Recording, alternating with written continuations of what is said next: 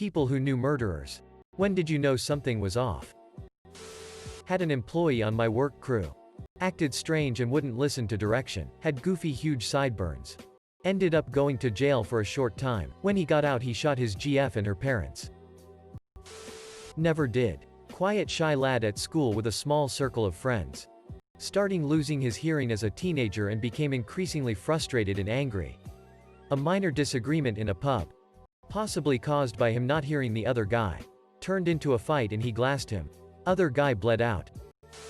I knew a guy who killed his dad with a baseball bat. Found not guilty. I met his dad when he came into the bar I worked at. He was a nightmare. He would squeeze people's hands when he shook them. He and his son were both boxers and the dad was really rough with him apparently. The day he was found not guilty he sent a text to someone at the bay saying, "I told you I would get off." I worked at a box store about 20 years ago. A guy the first worked with was always off and would give away pocket knives to other employees. One day he came in with scratches all over his face. He had raped and murdered a disabled girl the day before. Using a pocket knife he had given our coworker later that day. Edit. In prison until 2051.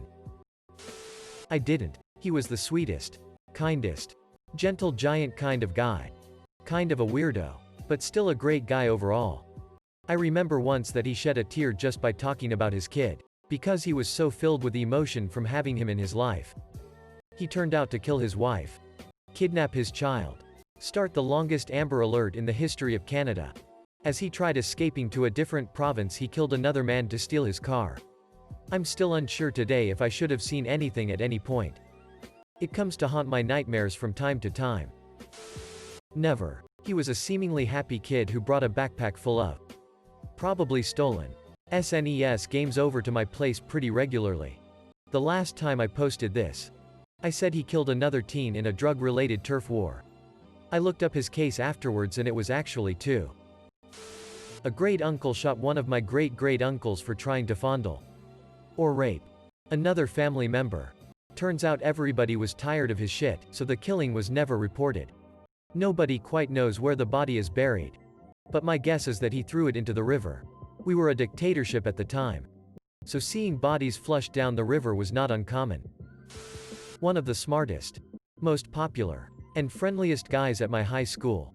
He stood up for people who got bullied. He included everyone. He helped people who needed it all the time. Seemed like an utterly selfless guy. Literally everybody loved the guy. 2 years ago killed his wife and then himself after an argument.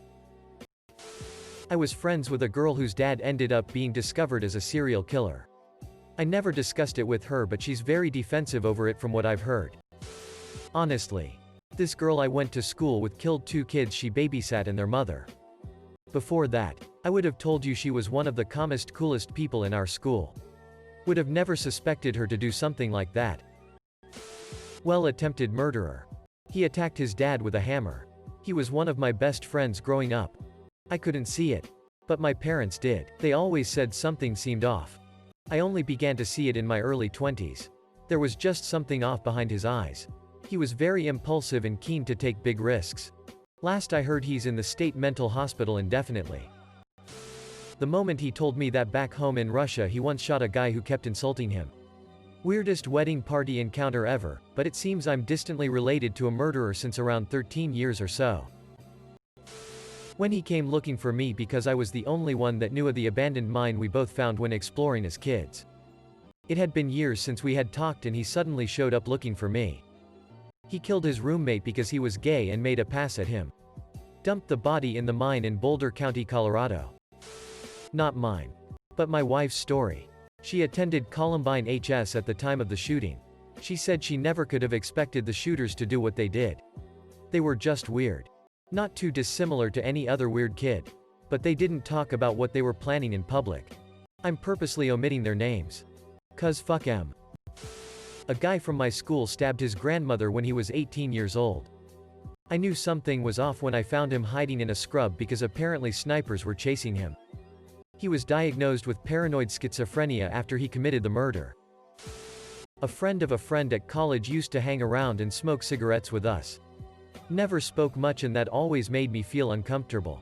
A few months back his grandfather tried to get him sectioned on a psychiatric ward. They rejected him, stating he wasn't bad enough. 2 weeks later he stabbed his grandmother to death and cut her face off in the middle of the street. My first stitches was from a doctor at a small medical clinic. Few years later he killed his wife. He was really nice when he was sewing my skin back together. Didn't seem like anything was off at all. Although I was 12, so I might have not noticed all the details. My neighbor and first sort of boyfriend ended up running over his girlfriend's mother after stealing her money for drugs. He was always a bit controlling and a lot out of control. But as soon as he started doing serious drugs around 17 was when he became a serious concern. He ran away from home and disappeared only for his mom to get a call that he has killed someone. I think it was ruled as manslaughter though, since there wasn't enough evidence that he intended to kill her. My dad went to medical school with Harold Shipman. He said that he was always a bit off, but couldn't quite put his finger on it. However, he also said he's not quite sure how much he's reading into it after the fact. Memories are a tricky thing. And a revelation like this can color them in many different ways. Edit. It hits 3K and I finally spot the typo. Edit 2. There's a second one now. Guy the first worked with killed the man who raped his sister. Made his own justice. He spent 18 years in prison. Came out quiet but confident, stern. Keeping his head down. All work no play. He was shown respect and was never messed with. He was lucky to get the job he had with that record. Knew it, and was set on keeping it. A neighbor of mine growing up was, and still is, the nicest guy. But we learned he had shot his dad when he was younger because the dad beat the hell out of his mom repeatedly. My neighbor did his time. Got released and lives a fairly normal life. His family never hated him for it because they knew why he had to do it. Wait. I did know someone in high school who later went on to murder his girlfriend turned wife. He was a bit rough around the edges when I knew him. But I never would have predicted what he ended up doing. Just a horrible tragedy. I knew his wife, and she was a great person unlike him. He didn't deserve her. Friend's dad was super creepy. He wouldn't talk to women much and made his wife do all the housework. No one could eat unless he was there and ate first. Turns out he was raping and killing girls in his truck while he was hauling goods for a trucking company. No one can give a good estimate how many girls died, but he kept their bloody underwear as trophies. There was at least 30 pairs. My godfather strangled his wife because he thought she was cheating when I was a kid. As I was a young lad at that time, I couldn't really tell something was off. Coworker was just super narcissistic and was always talking about his childhood in Alaska. We worked in fast food and I was his boss, and one day he asked to go cut ice out of the freezer with a knife.